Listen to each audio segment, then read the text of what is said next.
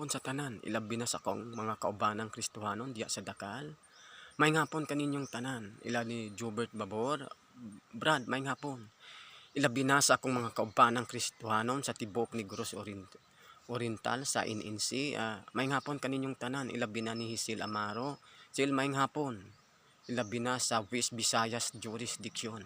May hapon kaninyong tanan. Ilabi na sa ako sa pastor nga si Reverend Virginia Colby.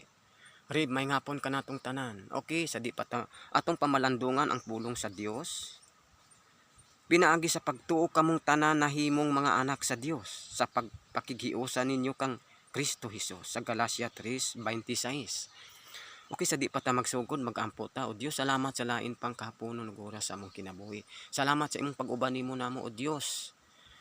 Sa lain pang kahaponon. Ikaw among abyan ug giyahi kami sa tanang panahon. Amen. Okay, sumala diri sa sumala diri sa Galacia 3:26, pinaagi sa pagtuo kamong tanan na himong mga anak sa Dios sa pagpakigiusan ninyo kang Hesukristo. Okay, tinuod nga nahimo na kitang mga anak sa Dios. Sumala diya sa pagtuo nato ni Hesukristo. Okay, kung ilho nato si Kristo, himuon kita niyang mga anak ug tuhoan nato ang iyang ug mituo kita kaniya. Kay sumala diri matarungon sa Dios ang tao. Pinaagi lamang sa pagtuo diya ni Hesukristo diya sa Roma 3:22. Gimatarong kita tungod sa atong pagtuo ni Hesukristo.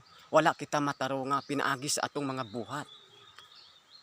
Wala kita matarunga sumala diya sa Tito 3:5 wala kita himuan yang matarong kung dili tungod sa iyang kaluoy. Wala kita matarong ha. Pinaagi sa atong pagbuhat sa atong matarong nga buhat kung dili tungod sa iyang kaluoy kay dili makaluwas ang pagkahimo natong matarong kung dili kini bunga lamang sa kaluwasan nga gihatag ni Kristo nato. Sumala diya sa Roma 3:22. Gimatarong ang tao pinaagi lamang sa pagtuo ni Hesukristo. Okay. Gimatarong kita niya. Apan atong hinumduman nga dili nato abusuhan ang grasya nga atong nadawat. Dili nato abusuhan ha. Ang kaluoy sa Dios nga atong gihatag nato, magpabilin kita siyang kaluoy og pagsunod sa iyang mga pulong.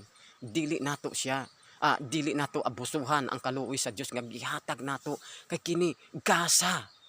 Talagsaon kining gasa nga madawat lamang sa tinuod nga Kristohanon kun modawat kita kaniya og mosunod kaniya.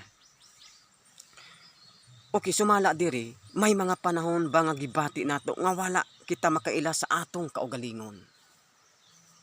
Panahon nga makapangutana ka ba kun kinsa bagayon.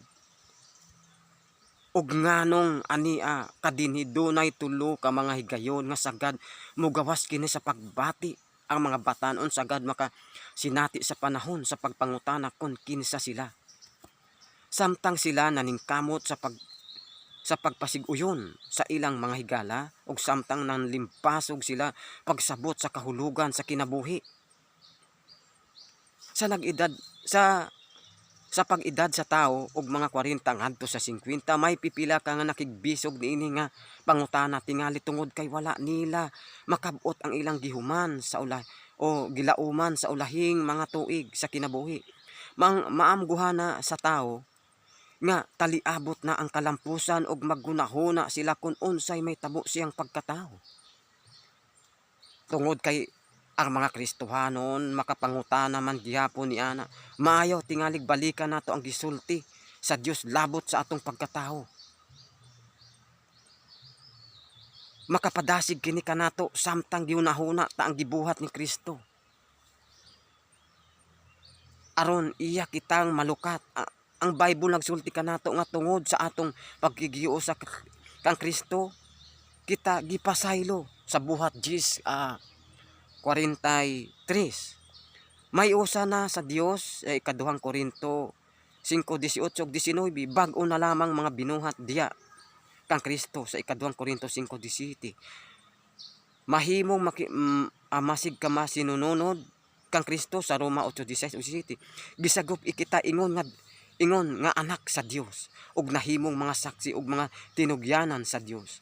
Sa Mateo 28:19-20 ug ikaduhang Korinto 5:20 apan labaw sa tanan kita giila ng daan sa Dios aron mahisama sa iyang anak.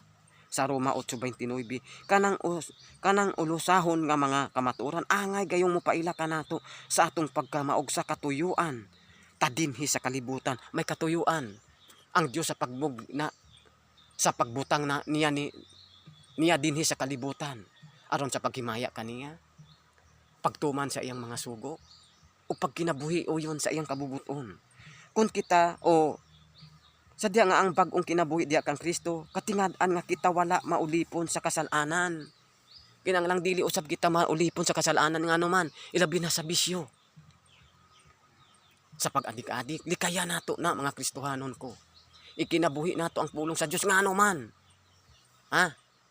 Tud kay musangko ang tao kung wala siya magkinabuhi sa kabubuton sa Dios, musangko ang tao sa impyerno. Hinumdumi ha, hukman ka sa Dios. Human sa imong kamatayon, pagtuon ninyo ang kamatayon.